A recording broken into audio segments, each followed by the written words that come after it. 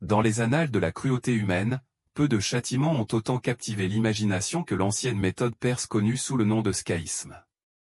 Cette technique d'exécution, prétendument utilisée il y a plus de 2 millénaires, représente ce que de nombreux historiens considèrent comme la peine de mort la plus longue et la plus douloureuse jamais inventée. L'histoire que nous allons explorer mêle trahison, orgueil et un châtiment si horrible qu'il remet en question notre compréhension de la capacité humaine à la vengeance. Nous étions en 400 avant Jésus-Christ et l'Empire perse se trouvait à la croisée des chemins. Ce qui avait commencé comme une querelle familiale de succession allait finalement donner naissance à l'un des récits de châtiments extrêmes les plus documentés et pourtant les plus controversés de l'histoire. Ce n'est pas seulement un récit de brutalité antique. C'est une fenêtre sur la relation complexe entre pouvoir, justice et limites de l'endurance humaine. Aujourd'hui, nous nous penchons sur le cas de Mithridate, un soldat perse dont l'heure de gloire fut sa condamnation à mort. Son histoire a traversé les siècles, a été rapportée par les historiens antiques et débattue par les érudits modernes. Pourtant, la question demeure, cette horrible méthode d'exécution a-t-elle réellement existé? Ou est-elle le fruit d'une propagande antique visant à diaboliser un empire? La méthode elle-même, le scaisme, dérivé du grec, scarf, signifiant bateau, consistait prétendument à piéger les victimes entre deux embarcations et à les soumettre à une mort si lente et atroce qu'elle durait plus de 2 semaines. Mais avant d'explorer les détails macabres, il est essentiel de comprendre les événements qui ont conduit à ce châtiment ultime. L'Empire perse du VE siècle avant Jésus-Christ était une civilisation d'une immense sophistication. Pourtant, le pouvoir absolu exigeait une loyauté absolue. Les rois n'étaient pas de simples dirigeants. C'étaient des figures divines dont l'autorité ne pouvait être ni remise en question ni diminuée. Dans ce contexte, même le plus petit acte de défiance pouvait avoir des conséquences inimaginables. Notre histoire commence par une bataille qui allait remodeler le monde antique, un conflit entre frères qui allait finalement démontrer le terrible prix de l'orgueil. Cela nous rappelle que dans le monde antique, la frontière entre héros et victimes pouvait être franchie d'un simple mot d'inattention. En examinant ce récit historique, nous explorerons également les questions plus vastes qu'il soulève quant à la fiabilité des sources antiques et à la manière dont l'histoire peut être façonnée par ceux qui l'écrivent. L'histoire de Mithridate est à la fois un document historique et un récit édifiant sur les dangers de la remise en cause du pouvoir absolu. Rejoignez-nous pour découvrir l'une des méthodes d'exécution les plus troublantes de l'histoire, en examinant à la fois les récits antiques et le scepticisme des érudits modernes qui entourent ce récit du châtiment ultime. L'Empire perse de 401 avenue Jésus-Christ traversait l'une de ses plus grandes périodes de domination. Des périodes tumultueuses. Artaxerxès venait d'accéder au trône après la mort de son père Darius II, mais son règne fut immédiatement remis en cause par son frère cadet, Cyrus le Jeune. Il ne s'agissait pas d'une simple querelle familiale. C'était un conflit qui allait déterminer l'avenir de l'un des empires les plus puissants du monde. Cyrus le Jeune, malgré ses 22 ans seulement, disposait de ressources et d'une influence considérable. Satrape de Lydie et de plusieurs autres provinces, il avait passé des années à tisser des liens avec des mercenaires grecs et à accumuler des richesses.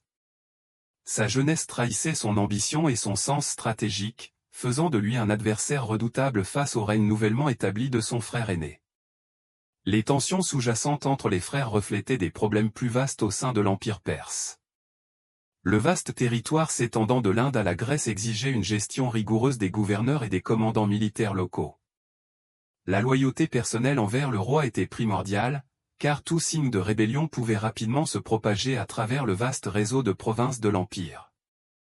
La société perse antique fonctionnait selon une hiérarchie stricte où la parole du roi faisait loi.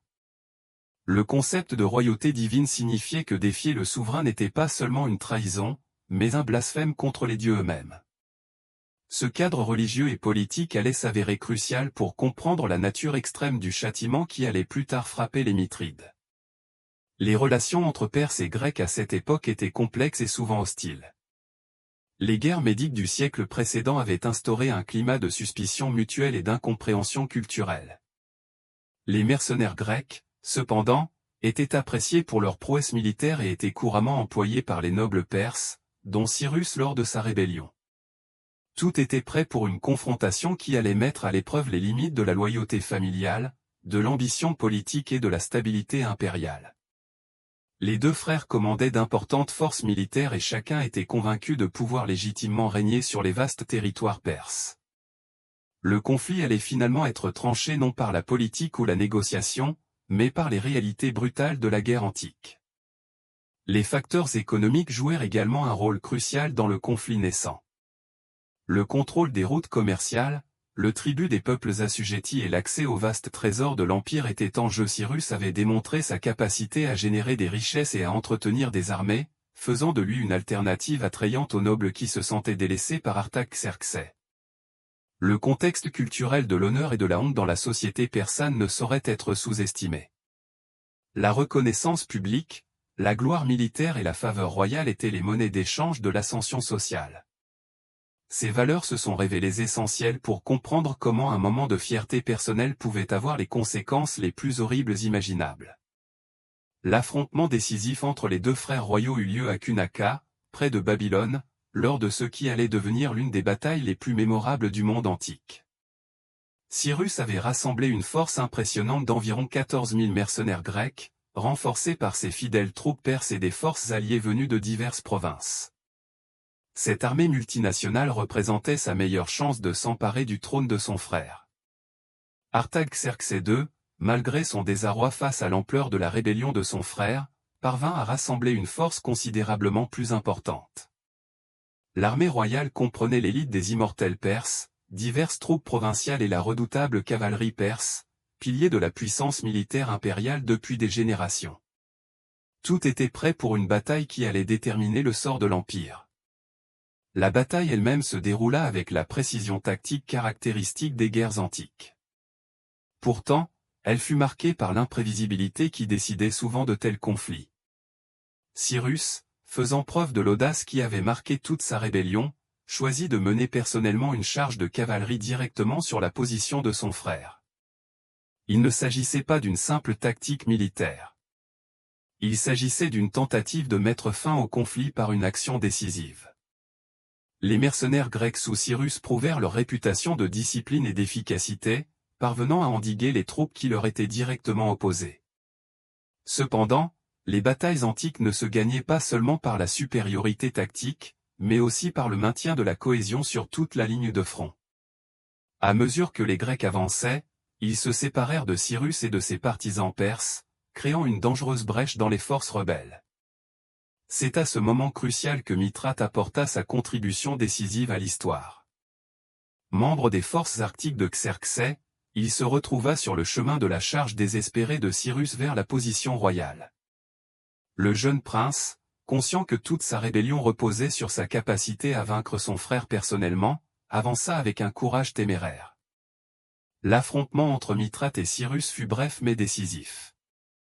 Selon les récits antiques, Mithrate frappa Cyrus d'un javelot, lui infligeant une blessure qui allait s'avérer mortelle. Le prince de 22 ans, dont les ambitions impériales avaient été anéanties, tomba de cheval et mourut sur le champ de bataille, mettant fin à la rébellion d'un seul coup de lance. La mort de Cyrus transforma le conflit. Les mercenaires grecs, pourtant victorieux dans leur partie de la bataille, se retrouvèrent soudain sans chef et bloqués au cœur du territoire ennemi. Leur retour ultérieur, immortalisé dans l'anabase de Zénapon, allait devenir l'une des retraites militaires les plus célèbres de l'histoire, mais c'est une autre histoire. Pour les participants directs à la bataille, la mort de Cyrus marqua la fin d'une guerre civile et la confirmation de la légitimité d'Artaxerxès comme souverain incontesté de l'Empire perse. Le roi avait défendu son trône avec succès face à une menace sérieuse. Le temps était venu de récompenser ceux qui l'avaient servi fidèlement et de punir ceux qui s'étaient opposés à lui. Au lendemain de la bataille de Cunaka, Mithrate se retrouva dans une situation inédite.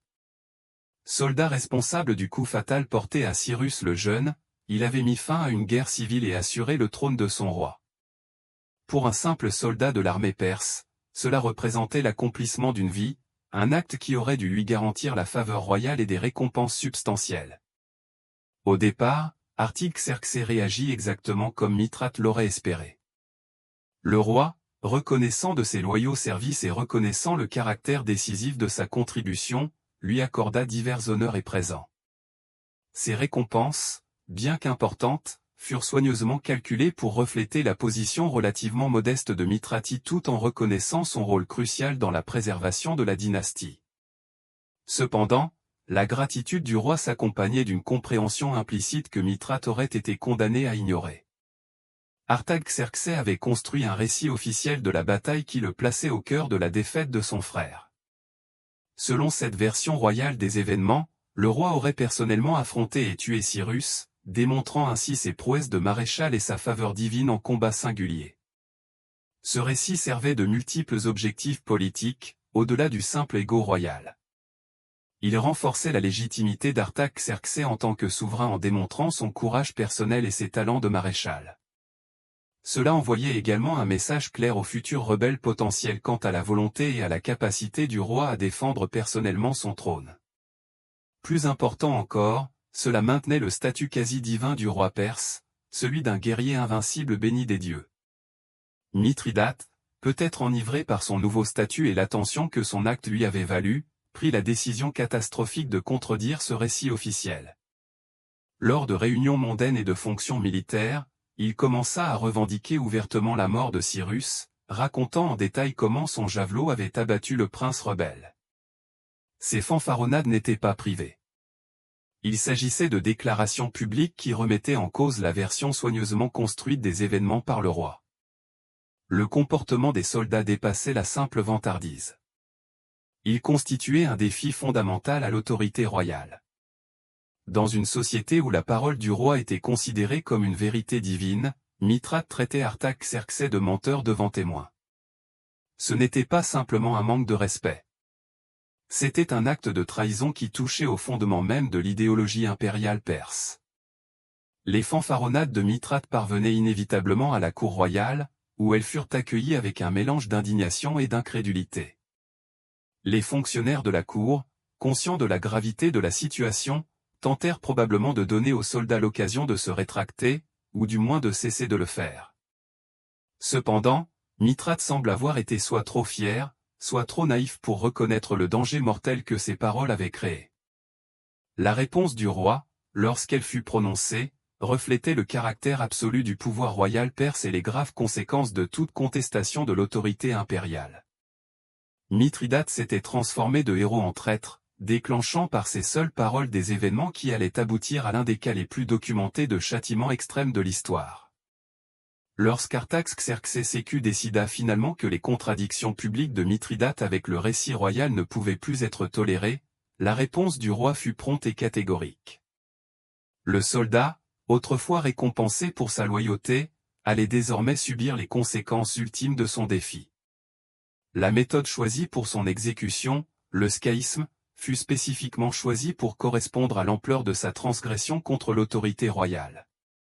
Le scaïsme, selon les sources grecques antiques, était une méthode d'exécution perse réservée aux crimes les plus graves contre l'État. Son nom dérive du grec scaphe, qui signifie bateau ou auge, et qui désignait les récipients en bois servant à la fois de prison et de tombeau aux condamnés. Il ne s'agissait pas d'une simple exécution. C'était une épreuve soigneusement orchestrée, conçue pour maximiser le temps. À la fois souffrance et dissuasion publique. Le processus commençait par la construction ou la sélection de 2 bateaux de taille égale, généralement en bois et conçus pour s'assembler comme un cercueil rudimentaire. Certains récits décrivaient également l'utilisation d'un seul tronc d'arbre ou d'une seule bûche évidée. L'exigence principale était que le récipient puisse entièrement enfermer le corps de la victime tout en laissant la tête, les mains et les pieds exposés aux éléments. Avant d'être enfermé dans cette prison de bois, Mithridate aurait été contraint de consommer de grandes quantités de lait et de miel. Il ne s'agissait pas d'un acte de miséricorde ou de bonté ultime. C'était un élément crucial de la torture. La consommation excessive de ces substances provoquait inévitablement une diarrhée sévère, créant des conditions insalubres qui accéléraient ses souffrances et, finalement, sa mort. Le mélange de lait et de miel était également étalé généreusement sur les parties exposées du corps de la victime, son visage, ses mains et ses pieds. Cette substance apparemment inoffensive constituait un attractif irrésistible pour les insectes, notamment les mouches, les guêpes et autres créatures porteuses de nourriture. Dans le climat chaud de l'ancienne Mésopotamie, ces insectes découvraient rapidement la victime sans défense et lançaient leur attaque implacable. Ainsi préparé, Mithrate était placé dans le bateau et placé à un endroit où il serait pleinement exposé au soleil ardent du Moyen-Orient. Le récipient en bois était partiellement immergé dans l'eau stagnante ou placé près d'un marais ou d'un étang, garantissant ainsi une activité maximale des insectes et une humidité optimale.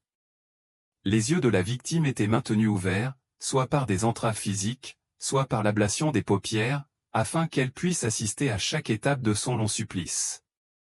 Cette composante psychologique était considérée comme aussi importante que la torture physique, car elle empêchait toute fuite vers l'inconscience ou tout repli mental face à l'horreur de la situation. Ce qui rendait l'asséisme particulièrement horrible était sa durée et la nature progressive de la détérioration de l'état de la victime.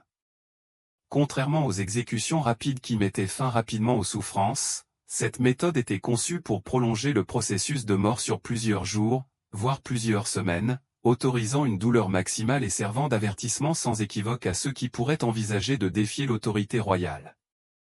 L'expérience de la mort par scaïsme, telle que rapportée dans les sources antiques, constitue l'un des récits les plus détaillés et les plus horribles d'exécution prolongée de l'histoire humaine. Le supplice de Mithridate aurait duré 17 jours, durant lesquels son corps aurait subi une dégradation systématique, dont les témoins étaient les responsables de son châtiment. Durant les premiers jours, le principal tourment résidait dans l'immobilité forcée et l'exposition aux éléments. Coincé dans le récipient en bois, seule la tête, les mains et les pieds exposés, Mithrate aurait ressenti d'atroces crampes musculaires et des douleurs articulaires, son corps luttant contre ce confinement anormal. Le soleil brûlant qui frappait sa peau exposée aurait provoqué de graves coups de soleil et une déshydratation. La consommation forcée de lait et de miel aurait rapidement produit l'effet escompté. Une diarrhée sévère aurait commencé en quelques heures, créant un environnement de plus en plus insalubre dans la prison en bois. La victime était contrainte de s'allonger dans ses propres excréments, qui, combinés à l'eau stagnante et aux matières organiques, créaient un terrain fertile pour les bactéries et les maladies. Au 3e ou 4e jour, les insectes auraient découvert la victime recouverte de miel et lancé leur assaut incessant. Les mouches auraient pondu leurs œufs dans toutes les ouvertures disponibles, yeux, nez, bouche et blessures, tandis que les guêpes et autres insectes piqueurs auraient été attirés par les substances sucrées. Le bourdonnement et les morsures constants auraient empêché toute possibilité de repos ou d'inconscience. Au fil des jours, les lavis d'insectes auraient commencé à éclore et à se nourrir des tissus vivants. Des asticots auraient émergé des œufs pondus dans les orifices faciaux de la victime, commençant à la dévorer littéralement de l'intérieur. Des récits anciens décrivent comment ces créatures s'enfouissaient dans les tissus mous, créant le spectacle terrifiant d'un corps dévoré vivant.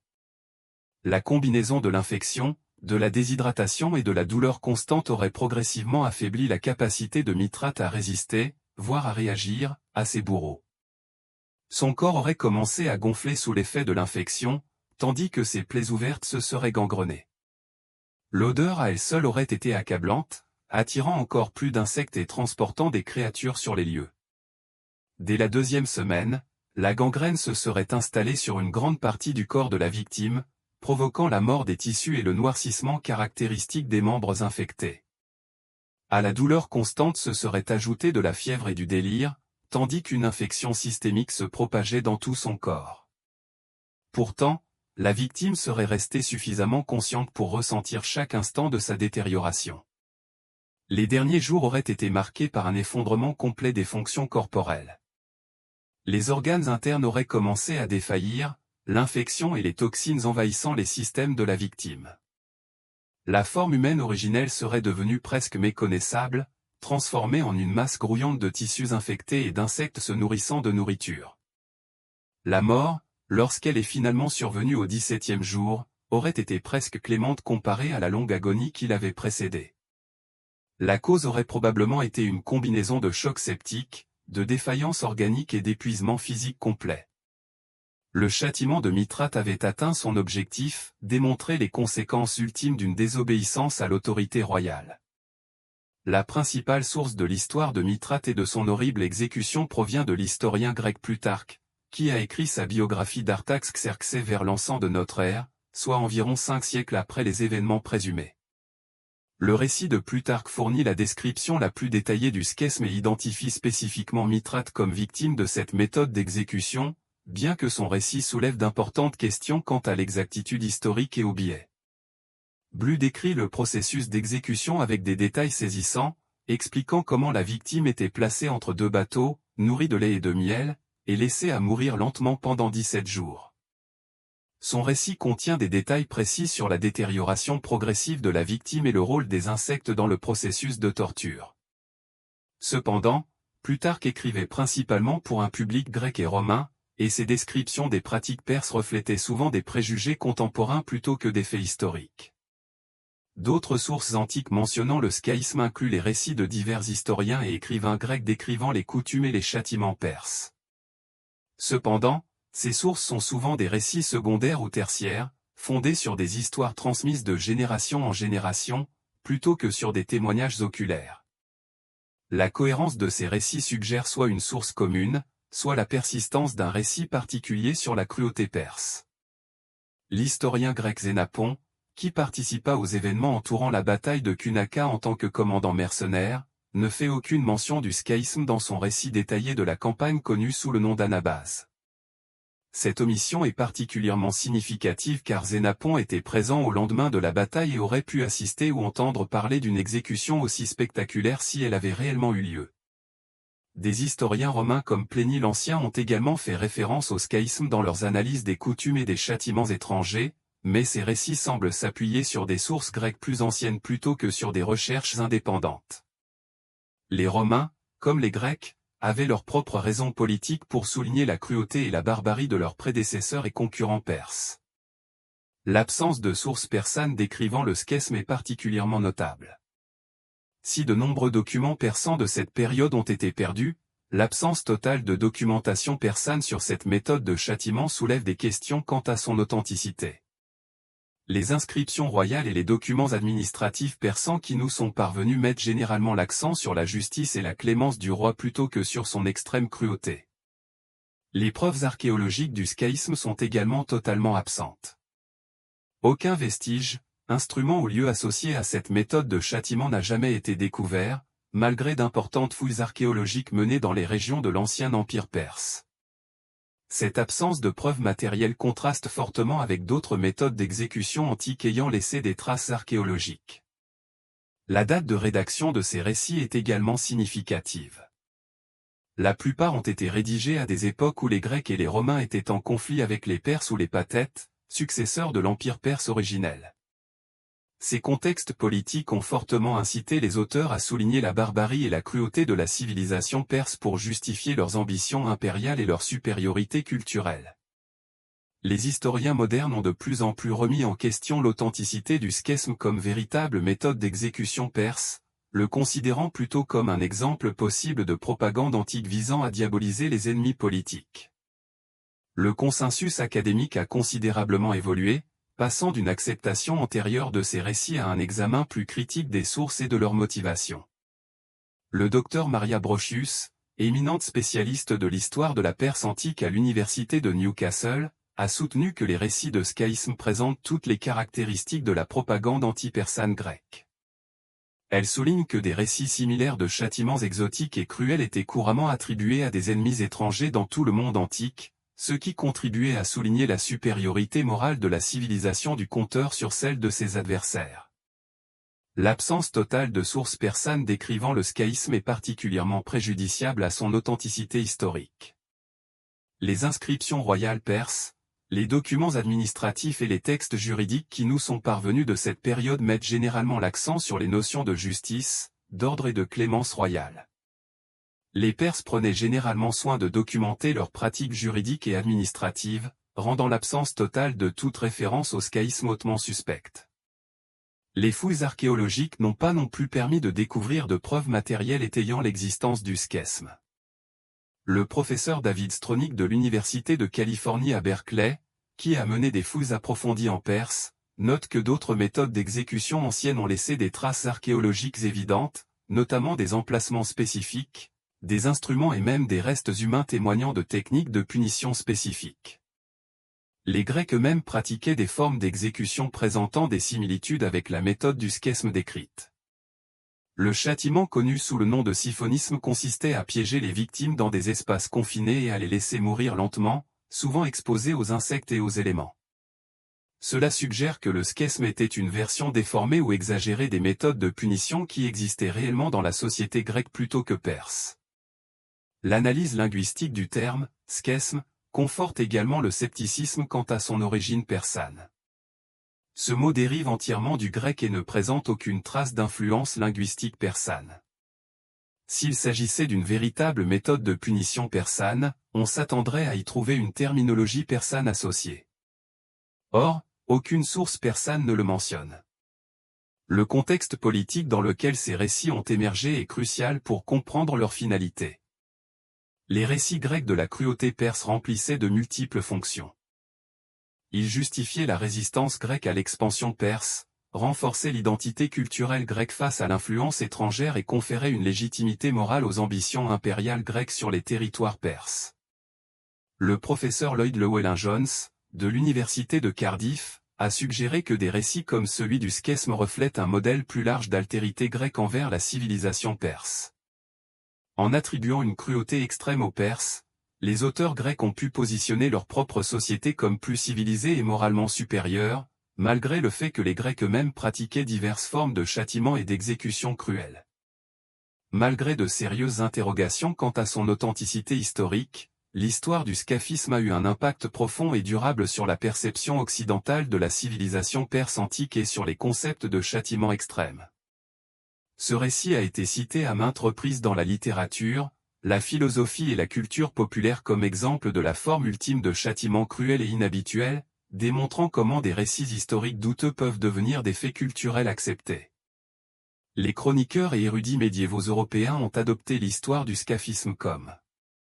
Les auteurs religieux ont intégré ce fait historique à leurs récits plus généraux sur la barbarie des civilisations non chrétiennes. Ces récits renforcent la supériorité morale chrétienne tout en fournissant des mises en garde contre les conséquences du défi à l'autorité divine. Ce récit est devenu particulièrement populaire auprès des auteurs religieux, car il illustre un châtiment terrestre préfigurant la damnation éternelle. À l'époque des Lumières, des philosophes comme Voltaire et d'autres critiques de l'autorité traditionnelle utilisèrent le récit du scaphisme comme exemple de la cruauté arbitraire de la monarchie absolue. Cette histoire alimenta leurs arguments sur la nécessité de limites constitutionnelles au pouvoir royal et l'importance de systèmes juridiques humains. Il est intéressant de noter que ces penseurs ont généralement admis sans réserve l'exactitude historique du récit. Le XIXe siècle a vu un regain d'intérêt pour le schisme, les Européens étant fascinés par les fantasmes orientalistes sur la cruauté exotique des civilisations orientales. Écrivains et artistes ont utilisé cette histoire comme source d'inspiration pour des œuvres soulignant la prétendue barbarie des cultures non occidentales, alimentant ainsi les justifications impériales de la colonisation et de la domination culturelle européenne.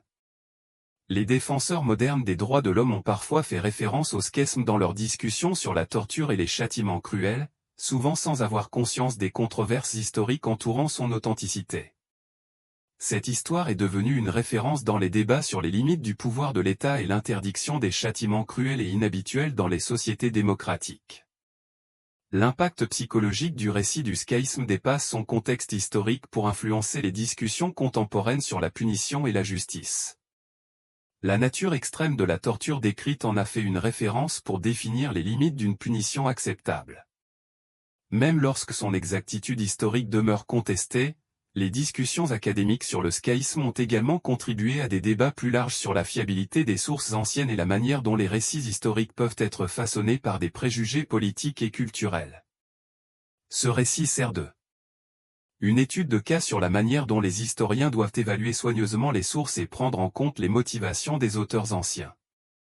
Dans la culture populaire, les références au schisme apparaissent dans divers médias, de la fiction historique au récit d'horreur, souvent sans que le scepticisme des chercheurs quant à son authenticité ne soit reconnu. Cette perpétuation du récit démontre comment des récits captivants peuvent survivre à leur crédibilité historique et continuer d'influencer la compréhension culturelle. Pour mieux comprendre le contexte dans lequel l'histoire du schisme a émergé, il est important d'examiner les méthodes d'exécution et de torture documentées et pratiquées dans le monde antique. Ces pratiques historiques authentiques nous éclairent sur les types de châtiments réellement utilisés par diverses civilisations, nous aidant à évaluer la plausibilité du récit du schesme. Les Perses employaient diverses formes de peine capitale, attestées par des sources fiables. La crucifixion était couramment utilisée pour les crimes graves, tout comme des méthodes plus conventionnelles comme la décapitation et la lapidation. La pratique perse de l'empalement, où les victimes étaient transpercées de pieux et laissées à une mort lente, était bien documentée et servait à dissuader les rébellions et les crimes graves contre l'État. Les méthodes de punition grecques comportaient plusieurs caractéristiques similaires à celles du scaphisme décrit.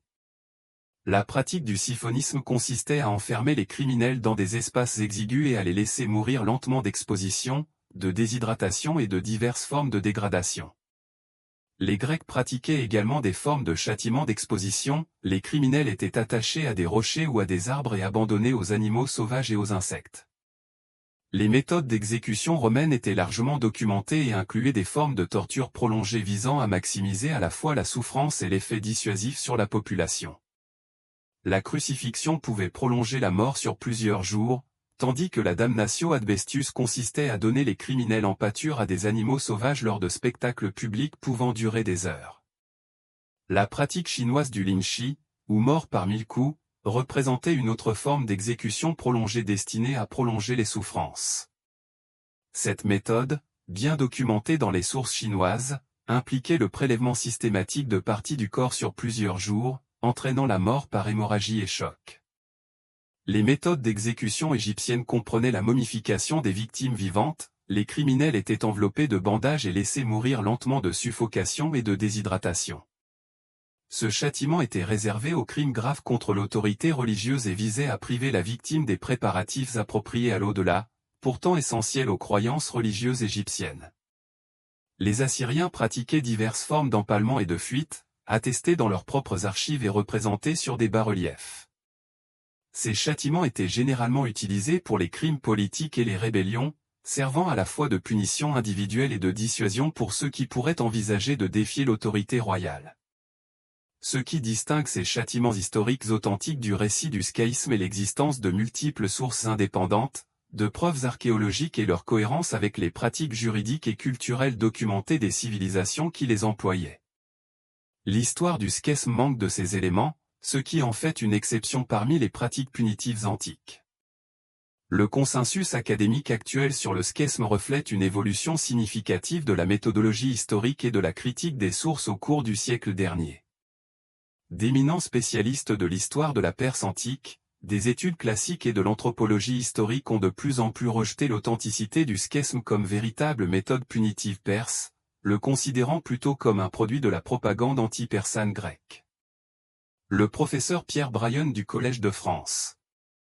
Largement considéré comme la principale autorité en matière d'histoire de la Perse antique, Bryan a catégoriquement rejeté les récits du scaphisme, les jugeant peu fiables. Dans son ouvrage exhaustif, De Cyrus à Alexandre, Bryan soutient que ces récits reflètent les préjugés grecs plutôt que les pratiques persanes, soulignant l'absence totale de sources persanes ou de preuves archéologiques étayant ces affirmations. L'Institut oriental de l'Université de Chicago, qui a mené des recherches approfondies sur la civilisation et la culture persane, a émis des avis scientifiques remettant en question la validité historique des récits de châtiments extrêmes attribués aux Perses. Leurs chercheurs soulignent que les documents juridiques et administratifs persans suggèrent un système judiciaire qui, tout en étant certainement capable d'infliger des châtiments sévères, fonctionnait dans le cadre juridique établi plutôt que dans la cruauté arbitraire. Margaret Coulroot, de l'Université du Michigan, spécialiste de l'art et de la culture persane, a souligné que l'idéologie royale persane mettait l'accent sur le rôle du roi comme source de justice et d'ordre plutôt que sur la cruauté arbitraire. Elle soutient que l'histoire du scaisme contredit ce que nous savons des concepts persans de royauté et d'autorité divine, qui mettaient l'accent sur la responsabilité du souverain de maintenir l'ordre cosmique par une gouvernance juste. L'Institut britannique d'études persanes a commandé plusieurs enquêtes sur les allégations relatives aux méthodes de punition persanes, mais n'a trouvé aucune preuve à l'appui des récits les plus extrêmes. Leurs chercheurs constatent que, si les Perses ont certainement eu recours à la peine capitale, les méthodes décrites dans les sources grecques semblent souvent être des versions exagérées des châtiments pratiqués dans la société grecque plutôt que persane. Les preuves archéologiques modernes n'ont pas non plus confirmé le récit du scaïsme. Les fouilles menées sur des sites associés aux cours royales perses, notamment à Pépiloli et à Suse, ont mis au jour de nombreux témoignages de pratiques juridiques et administratives perses, mais rien ne suggère le recours à des méthodes de torture extrêmes, telles que celles décrites dans les récits du scaïsme. Les analyses linguistiques menées par des spécialistes des langues persanes anciennes n'ont révélé aucune terminologie persane associée au scaïsme ou à des méthodes de punition similaires. L'absence totale de preuves linguistiques persanes concernant une technique de punition supposément aussi importante suggère fortement qu'elle ne faisait pas partie des pratiques juridiques ou culturelles persanes. Ce consensus scientifique a des implications importantes sur notre compréhension des sources historiques anciennes et sur la manière dont les préjugés culturels peuvent influencer les récits historiques. L'histoire du scaïsme illustre l'importance de la critique des sources et la nécessité de prendre en compte le contexte politique et culturel dans lequel les récits historiques ont été créés. L'histoire de Mithrate et de sa prétendue exécution par scaïsme représente bien plus qu'un simple récit historique. Elle illustre de manière convaincante comment récits, propagande et mémoire culturelle peuvent se combiner pour créer des faits historiques qui persistent longtemps après que leur authenticité a été remise en question. La force durable de ce récit ne réside pas dans son exactitude historique, mais dans sa capacité à saisir les préoccupations humaines fondamentales concernant la justice, le pouvoir et les limites du châtiment. Que le scaïsme fût une véritable méthode de punition perse ou un produit de l'imagination grecque importe peut-être moins que ce que l'histoire révèle des sociétés qui l'ont créé et préservé. Ce récit reflète les inquiétudes des Grecs de l'Antiquité face à la puissance étrangère, leur besoin de justifier leurs propres ambitions impériales et leur désir de positionner leur civilisation comme moralement supérieure à celle de leurs concurrents. En ce sens, le récit du scaïsme conserve une valeur historique, quelle que soit son exactitude factuelle. Sa persistance à l'époque moderne démontre comment des récits convaincants peuvent survivre au scepticisme des chercheurs et continuer à influencer la compréhension populaire des événements historiques. Malgré un consensus académique écrasant contre son authenticité, ce récit continue d'apparaître dans les histoires populaires, la littérature et les médias comme s'il s'agissait d'un fait historique établi. Ce phénomène soulève d'importantes questions sur la relation entre la recherche historique universitaire et la mémoire historique publique. Ce cas souligne également l'importance de l'évaluation critique des sources dans la recherche historique. Le récit du scaïsme nous rappelle que les sources anciennes, quelle que soit leur qualité littéraire ou leur niveau de détail apparent, doivent être évaluées dans leur contexte culturel et politique. Les motivations et les préjugés des auteurs anciens peuvent influencer considérablement leur fiabilité en tant que témoins historiques, notamment lorsqu'ils décrivent les pratiques de civilisations étrangères ou ennemies. Pour les lecteurs modernes, l'histoire du scaïsme sert de mise en garde contre les dangers d'accepter des récits historiques sans les examiner attentivement. Les détails crus du récit et son apparente spécificité historique peuvent créer une illusion d'authenticité qui masque l'absence de preuves fiables. Cela nous rappelle l'importance de distinguer possibilité historique et probabilité historique dans notre compréhension du passé. Les implications plus larges s'étendent au-delà de l'histoire ancienne et touchent au débat contemporain sur la punition, la justice et les droits de l'homme. Le récit du scaïsme a été utilisé pour étayer des arguments sur l'évolution de la punition civilisée et l'importance des protections constitutionnelles contre les châtiments cruels et inhabituels. Bien que ces arguments soient valables, leur autorité morale ne devrait pas reposer sur des exemples historiquement contestables. Plus important encore, l'histoire du scaïsme illustre comment le passé continue d'influencer le présent à travers la mémoire culturelle et la tradition narrative. Les récits historiques, qu'ils soient exacts ou non, font partie intégrante de notre compréhension collective du comportement humain et servent de point de référence aux débats moraux et politiques contemporains. Cette réalité impose aux historiens, aux éducateurs et aux créateurs de médias une responsabilité particulière, présenter des récits historiques avec un contexte approprié et une évaluation critique. L'histoire de Mithrate, qu'elle soit factuelle ou fictive, continuera probablement de fasciner et d'horrifier les lecteurs pour les générations à venir. Sa force réside non seulement dans ses détails macabres, mais aussi dans sa représentation des préoccupations humaines fondamentales concernant l'autorité, la justice et les conséquences de la défiance envers le pouvoir. Alors que nous continuons de nous débattre des questions de punition appropriée et des limites de l'autorité de l'État, des histoires comme celle-ci, quelle que soit leur exactitude historique, reste pertinente dans nos débats sur la justice, la miséricorde et les limites du comportement civilisé. Oui.